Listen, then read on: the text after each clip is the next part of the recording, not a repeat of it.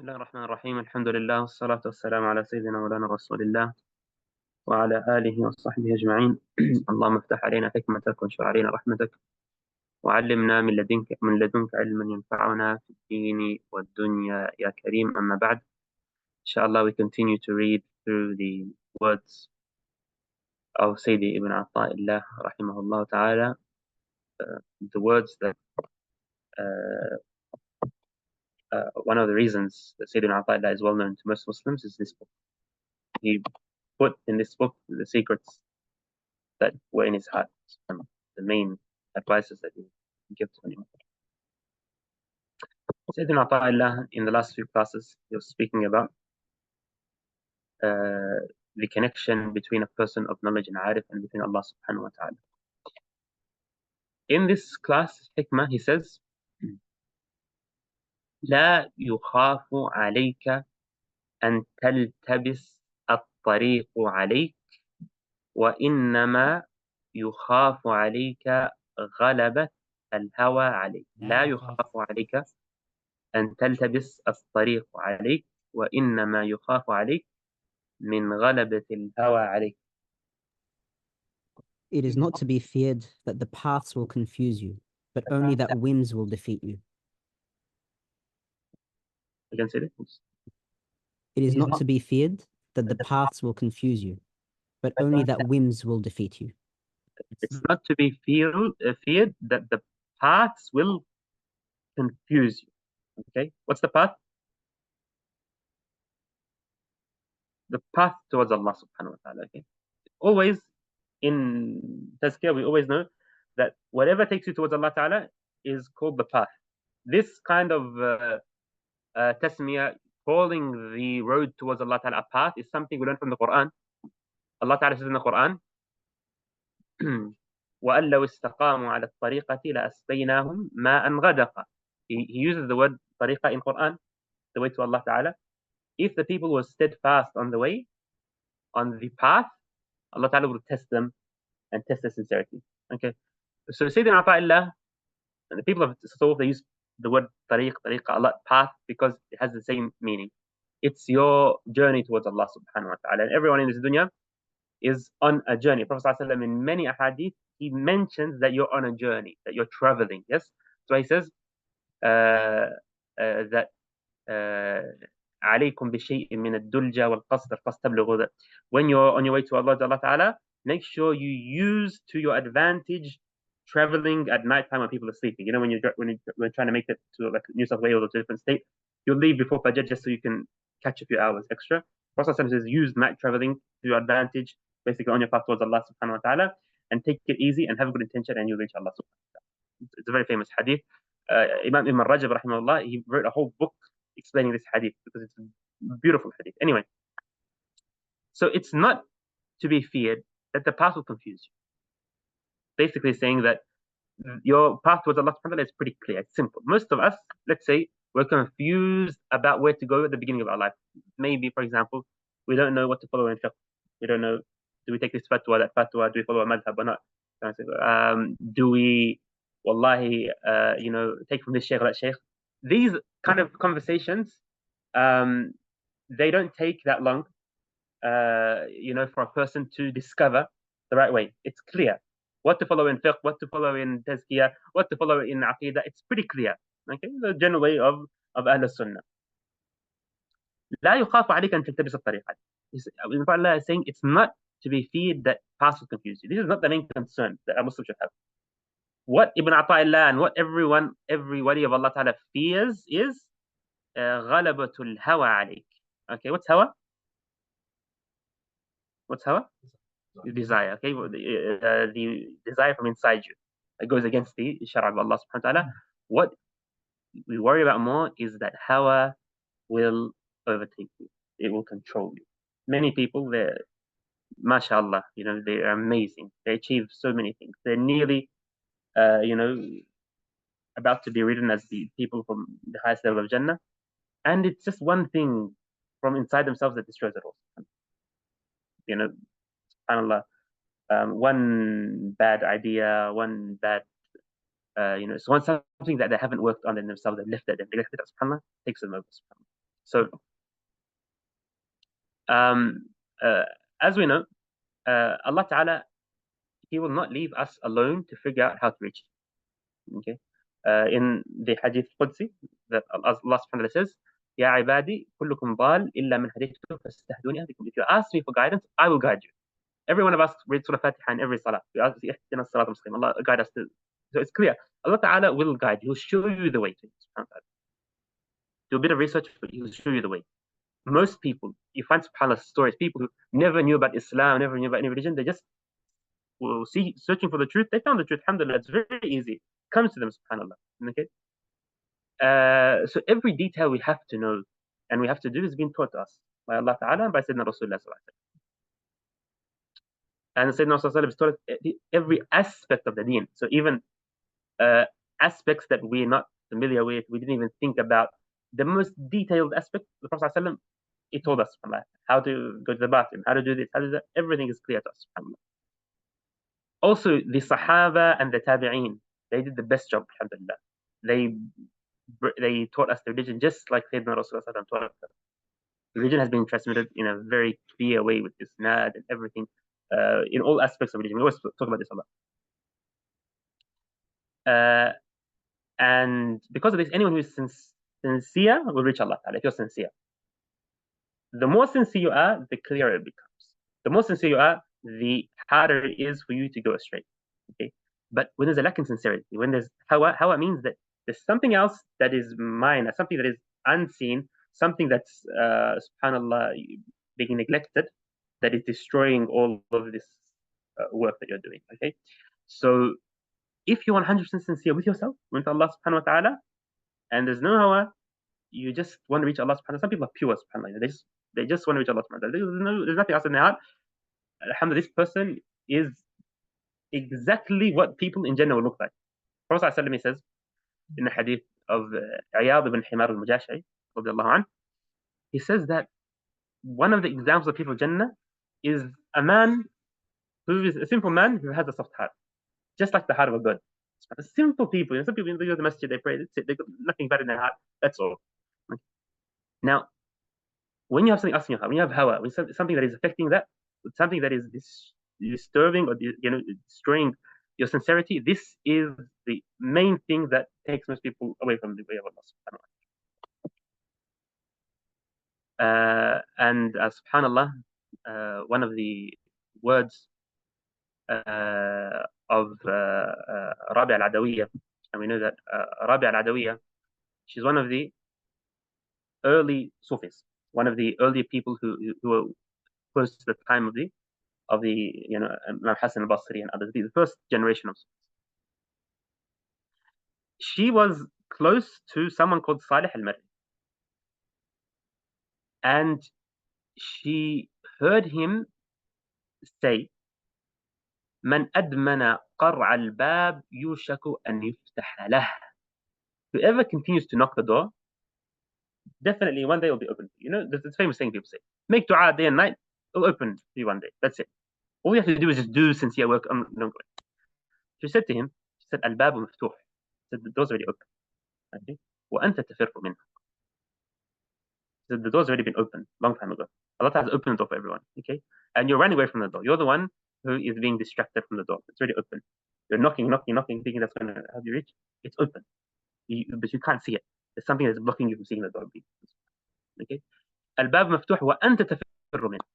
كيف تصل إلى مقصد أخطأت الطريق إليه من أول قدم. Like, how on earth do you think you're going to reach a destiny when the first step you took was in the wrong direction?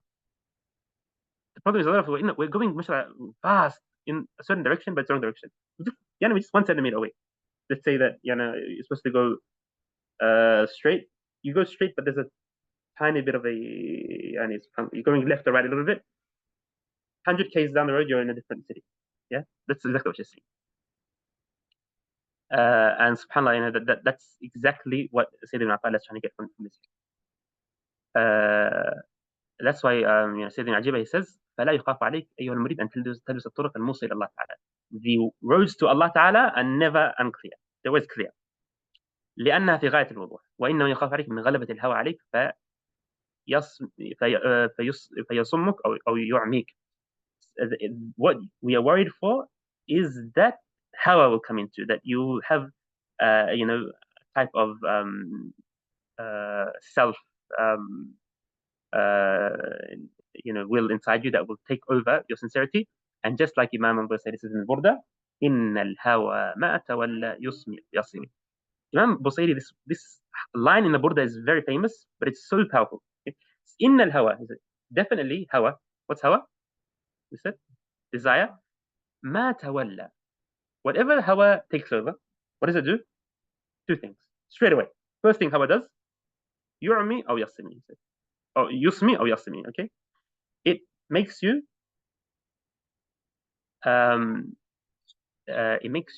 deaf. Okay, the moment hawa comes into you, can't hear. No matter how much God comes to you, you won't be able to hear it. It blocks off. Okay, or it closes doors for you from reaching Allah subhanahu. فلا يخاف عليك التباس الهوى وإنما يخاف عليك اتباع الهوى. So another thing that's interesting is that also we don't fear that hawa, that our desire will make things confusing for us. No. What is feared is that you will follow your desire. Even desire is clear that it's wrong, but following it, it's hard not to follow desire. It's hard to go against the desire. When you start to make your way towards Allah subhanahu wa ta'ala, you'll find that sometimes your desire will overcome. It will be so strong. You don't know what to do. To go against it is so hard. That is the way towards Allah subhanahu wa ta'ala. And subhanAllah, Sayyidina Ajib, he adds to this. Because Allah Ta'ala says, he adds to this, he says, فَلَا يُخَافَ عَلَيْكَ تِلْوَسْ الْحَقِّ وَإِنَّمَا يُخَافَ عَلَيْكَ جَهَلَةُ الْخَلْقِ وَلَا يُخَافَ عَلَيْكَ عَدَمُ وُجُودِ أَهْلِ التَّحْقِيقِ. And also, it's never the case that you won't be able to find people who will take you towards Allah. Same thing. The same thing. Just like you can find the road to Allah, the people who take you towards Allah are there. Okay? وَإِنَّمَا يُخَافَ عَلَيْكَ طَاعَةً. The only thing that we are worried for is طاعة. What's طاعة طريق mean? Highway robbers. They're people who hijack people who are on their way. People who come and they snatch people. They put bad ideas into their head. Someone's, mashallah, doing the awrad, reading the Quran, doing everything in there, and then someone comes and, wallah, you know what? I've got a good idea for you. Do this, add this, change this, person funny. Okay? The same thing. How is the same thing to you? How is that a person? It does the same, just like ṭa'a.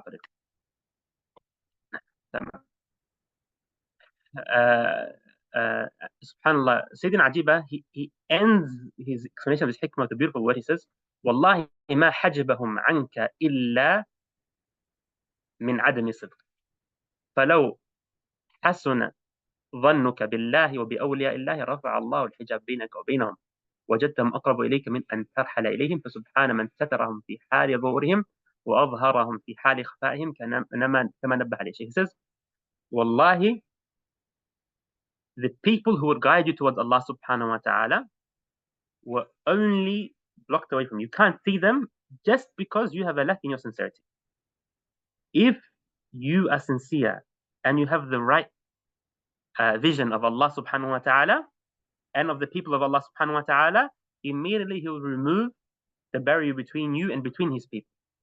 And you'll find them right next to you. So subhanallah is subhanallah man satarahum fi hali dhuhurihim. Subhanallah, glory to Allah ta'ala, the one who hid, who covered His people, although they're out there in between everyone else. وَأَظْهَرَهُمْ فِي حَالِ خَفَائِهِمْ. And He shows them, when they're hiding from other people, He shows them to the specific people. And that's what Ibn Ata'illah meant by the next hikmah. So he says, سبحان من ستر سر الخصوصية بظهور البشرية وظهر بعظمة الربوبية في إظهار العبودية. Glorious beyond ken is He who has veiled the secret of electhood in the appearance of humanness, and who is manifest through the mightiness of lordship in the very showing of one's slavehood.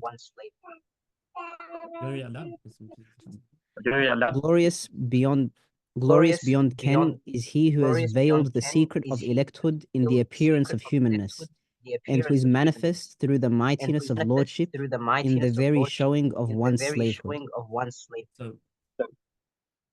Khususiyya is translated as electhood.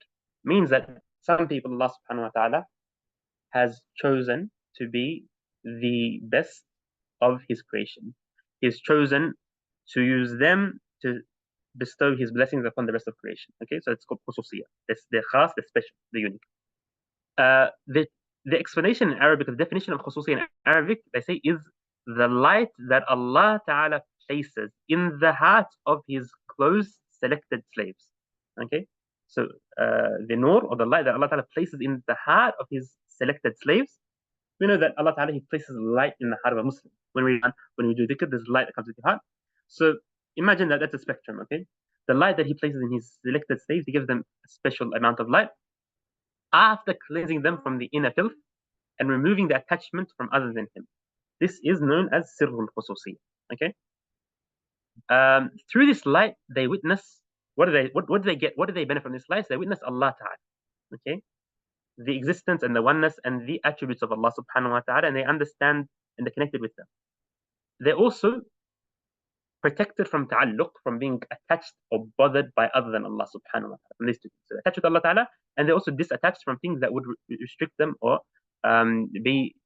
would stop them and be in front of them in the way towards Allah Subhanahu. He says, Subhana man dhahara sirr, man akhfa sirr. What's a sirr? Sirr is a secret. So he says Allah Ta'ala hid the secret of electhood. Okay, what's the secret of the electhood? It's the attributes that Allah Ta'ala gives to the people that he selected. So these people, they have attributes that are signs that they are from the people of Allah Subhanahu wa Ta'ala. What are these attributes? These attributes come from the attributes of Allah Subhanahu wa Ta'ala. So Allah Subhanahu wa Ta'ala, as we know, he has 100 names. Okay, as we know that every Muslim who worships Allah Subhanahu wa Ta'ala, they are supposed to take from these names not the same sifa as Allah Subhanahu wa Ta'ala, but they're supposed to inherit the meaning that is that fits human beings from that name. So the people of Allah Ta'ala would have quwwah, they would have strength, they would have glory, they would have power, they would have knowledge, okay, they would have jalal, they would have blessings, other things like that. So you can go through the names of Allah Ta'ala, you find that these sifat are something that the people of Allah Ta'ala inherit. Okay, Allah Ta'ala, he covers these attributes with the opposite of them. Okay, so for example, if someone has an attribute of kibriya, they are elevated above others, he will hide that by covering them with humility and faqr and being down to earth. So you see a person who's always in the corner of the masjid, someone who's always sitting there alone, someone who's dusting the street, okay, and that can be from the best of creations, subhanAllah, but no one knows about them. You can't tell that they're so close to Allah Subhanahu wa Ta'ala because Allah Ta'ala hid that with the opposite. So he uses the opposite attributes in what it seems to us.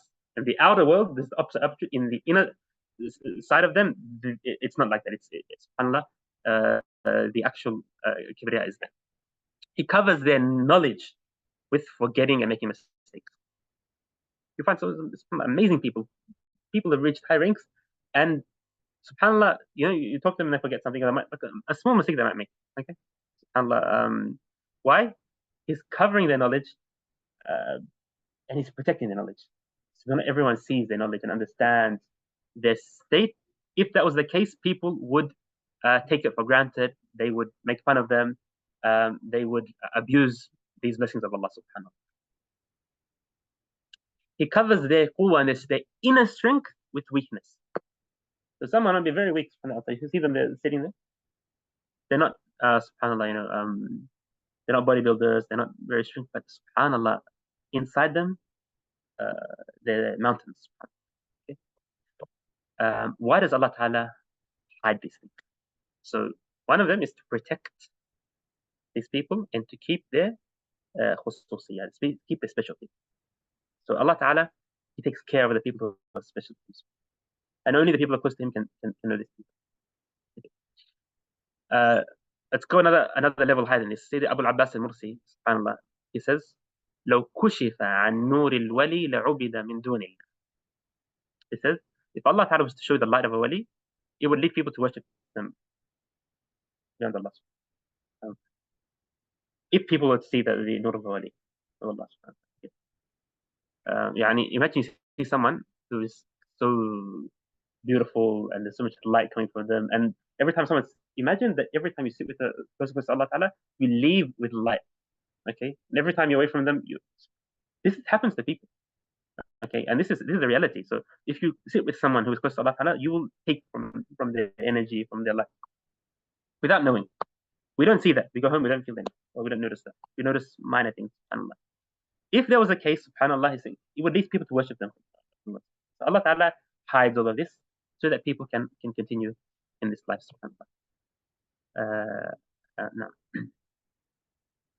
Now, of course, like I said, the attributes that Allah Subhanahu wa Ta'ala uses to hide the real attributes of these people, okay, these attributes are things that are not bad in themselves, things that are normal to the creation. For example, forgetting, making a mistake, eating, drinking, sleeping, getting married. These are things that they can be the reason some people don't see the rank of these people, but they're not bad in themselves for human beings.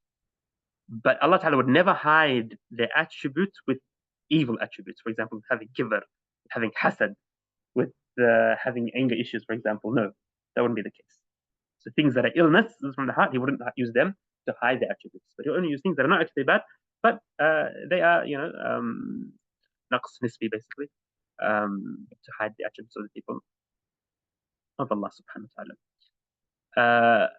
Sayyidi Ibn Ata'illah, in his famous book, Lata'if Minan, and we read from that book in his Mawlid when we were studying about Sayyid Abu Hassan Shadili. He says, فَأَوْلِيَاءُ اللَّهِ أَهْلُ كَهْفِ الْإِيواءِ قَلِيلٌ مَنْ يَعْرِفُهُم. He says the friends of Allah Subhanahu wa Ta'ala are the people of the cave of closeness to Allah Subhanahu wa Ta'ala. Only specific people know them. And he said that he heard from his Shaykh Abul-Abbas al-Mursi that he said, معرفة الولي أصعب من معرفة الله سبحانه وتعالى. It's harder to know a friend of Allah Ta'ala than it is to know Allah Subhanahu wa Ta'ala. Why? Because Allah Subhanahu wa Ta'ala has given us many signs to know Him Subhanahu wa Ta'ala, and He's put these signs in every single thing out there, all around us.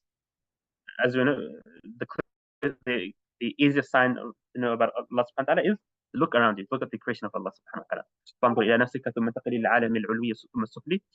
Look at yourself, then look at the universe around you. You'll find Allah Subhanahu wa Ta'ala.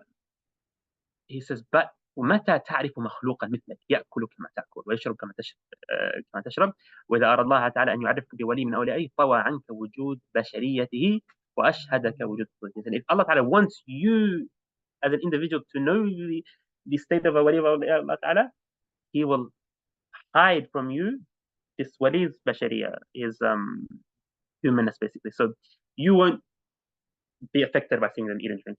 You won't even come across your mind. You'll be focused on okay, if you sit with them, eat and drink, live with them, it doesn't affect you. It doesn't make you look down upon them.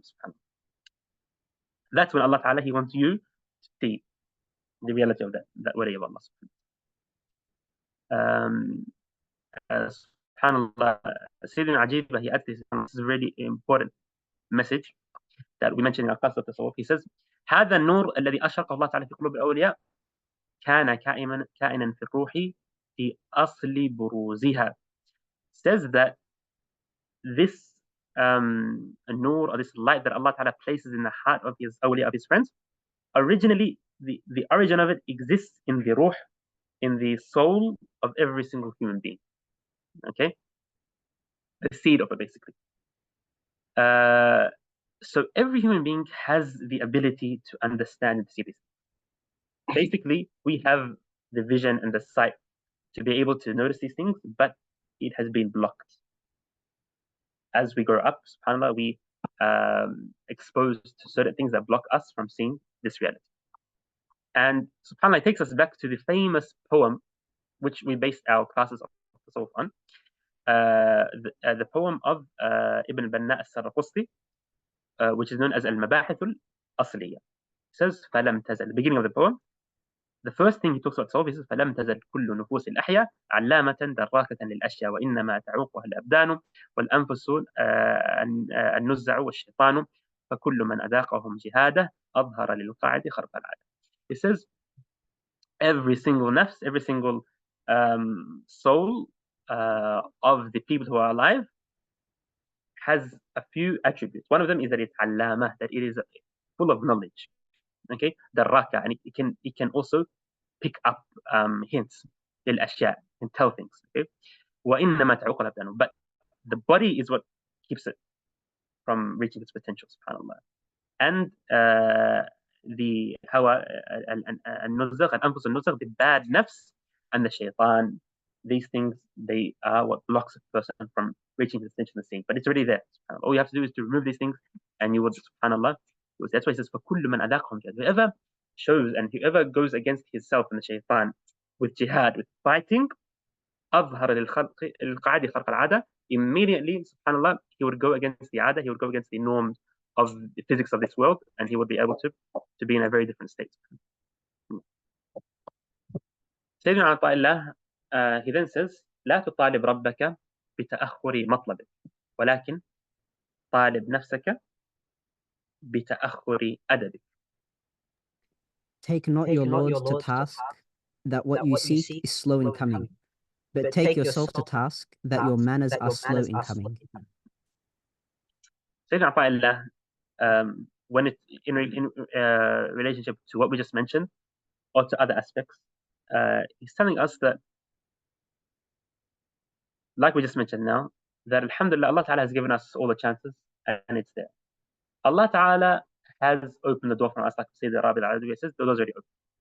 The only thing that ever stops you is yourself. Just like Sayyid Ibn Banna al-Sarqusti just said in the passage just now, you are the one who prevents yourself from reaching your full potential. Okay.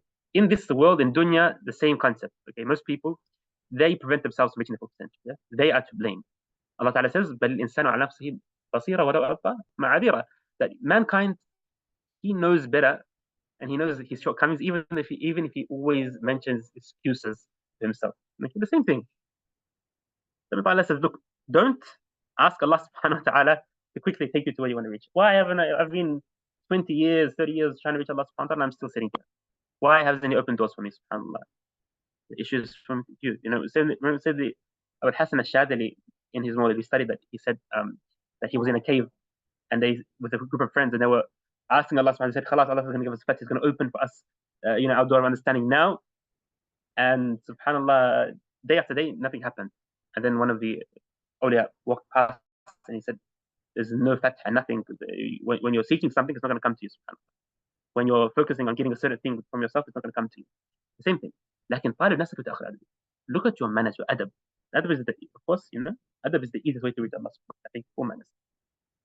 Are your manners up to standard or not? That is what you should be looking. Every time you want to blame Allah subhanahu wa ta'ala for not letting you reach something, blame yourself straight away.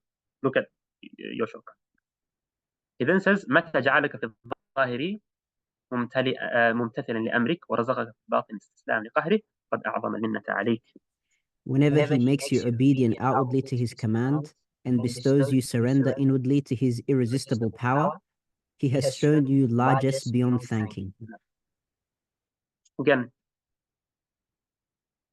the ultimate and the goal that every friend of Allah wants to reach is that they are worshipping Allah subhanahu wa ta'ala in the zahir and batin, in the inner self and outer self. Okay. Now, if Allah Ta'ala allows you to surrender to Him in your inner self and to follow His Sharia and the outer self, doing your salah, your ibadah and stuff, not only are you on your way to Allah Subhanahu wa Ta'ala, but you should also thank Him immediately for that. You should also be grateful to Allah Subhanahu wa Ta'ala for that, because not everyone can reach that, and it's Allah Subhanahu wa Ta'ala who has opened the door for you to get close to Him, not yourself as well. So SubhanAllah, that's a very good summary of the soul in this class. SubhanAllah. Wahb ibn Munabbih, he was one of the tabi'in who used to read the books that were sent before Sayyidina Rasulullah sallallahu alaihi wasallam. He says, قرأت في بعض الكتب.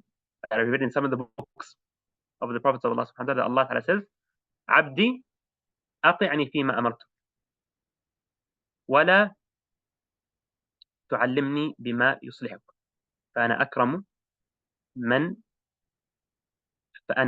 أكرمني وأهين من هان عليه أمري ولست بناظر في حق عبد حتى ينظر العبد في حقه. This is my slave. Follow me. Follow my order, my amr that I've given you, and don't tell me what to do. Don't tell me what's best for you. Okay? I am generous to the one who is generous in their worship towards me, subhanahu wa ta'ala, and I humiliate those who don't take my amr seriously. Take it lightly, I'll humiliate them. Okay? And I'm not going to take care of the right of the haqq of a slave of mine until a slave of mine takes care of my right.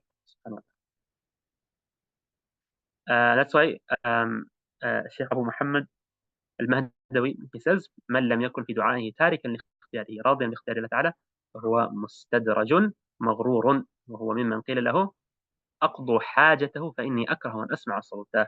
Says that whoever has been given the chance to supplicate, to make dua to Allah subhanahu wa ta'ala, but in his dua, he's not forgetting about himself. He's focusing on his own choices. I want Allah to give me this. I want to achieve this. I want to achieve that. And that's all they want to achieve. Okay? Know that this person is mustadraj. What's mustadraj? In the Quran, Allah Ta'ala says, سَنَسْتَدْرِجُهُمْ مِنْ حَيْثُ لَا يَعْلَمُونَ.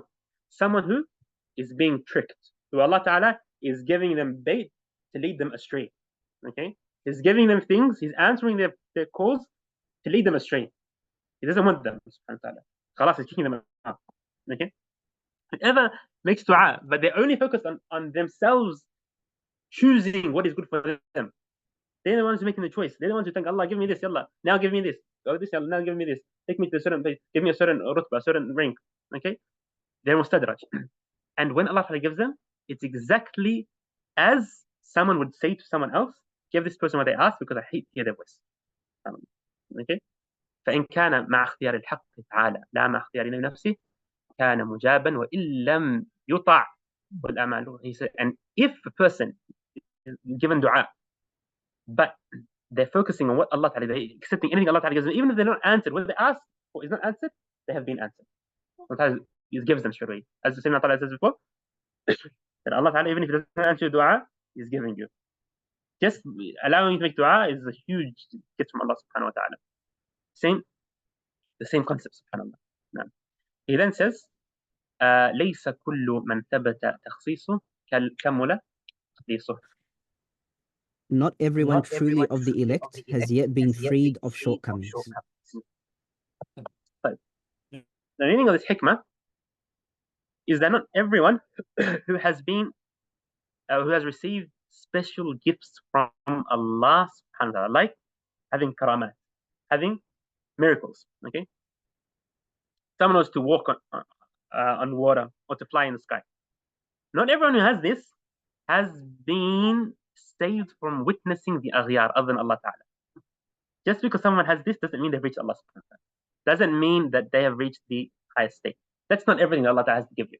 Okay, higher than that is to reach a state when you only witness Allah subhanahu wa ta'ala alone. That's high. That's a lot higher than being able to have karamat. Okay? So a person like this might still be attached to a dunya in certain ways, but Allah Ta'ala gives them for different reasons. So some of the awliya said to them that inna fulanan ja'a fi as-sahara, that this so and so he got hungry while he was in the desert. فَرَأَى الْبَيْدَاءَ كُلَّهَا طَعَامًا. So what happens is Allah Ta'ala showed them the whole entire desert as if it was all food. Just like imagine you're walking in the desert and you see all these different meat, rice, and things and just sitting there. So he says, عَبْدٌ رُفِقَ بِهِ. He says that's a slave who Allah Ta'ala, yani, he's taking his he's being gentle with. Yani, it was too hard for him to make it easy for him. He was hungry, so Allah Ta'ala, if you know, he shut him up. It's a small gift for this person.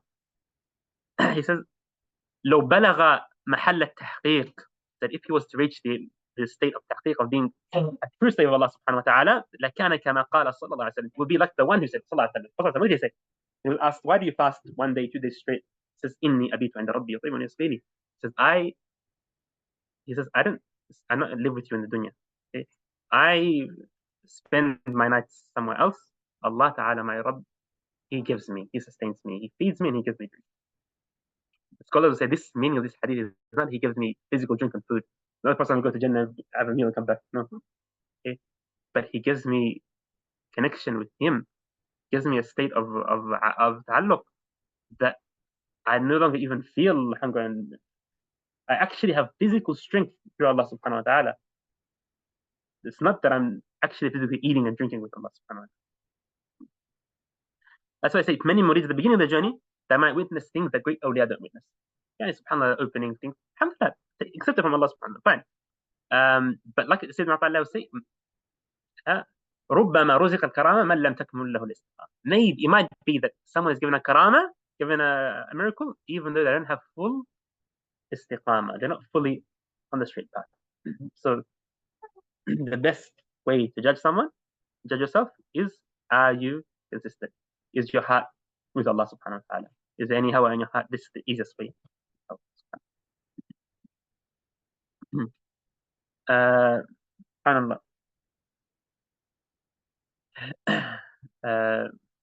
That's why Sahal ibn Abdullah Tastari, he would say, they used to mention different types of karamat, different. So this person saw this person did this. So he would say, وَمَا الْآيَاتُ وَمَا الْكَرَامَاتِ هِيَ أَشْيَاء تُقْضَى لِوَقْتِهَا.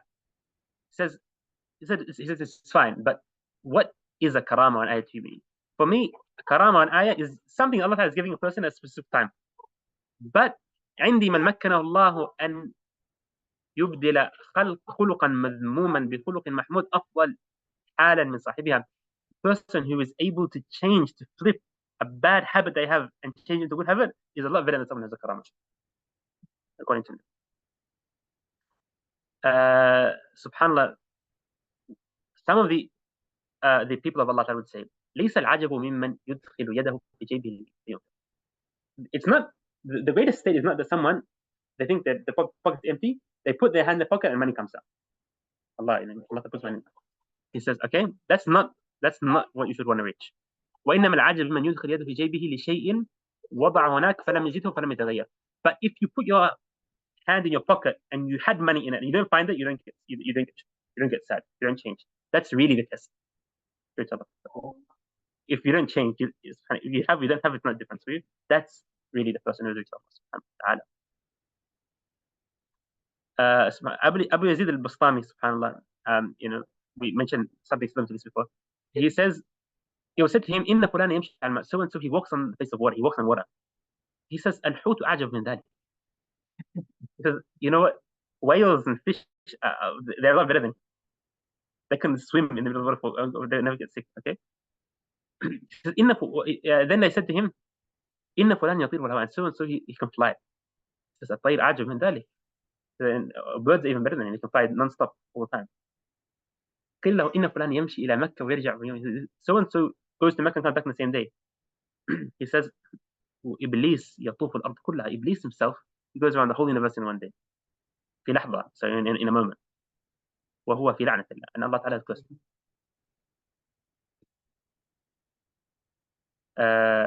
SubhanAllah.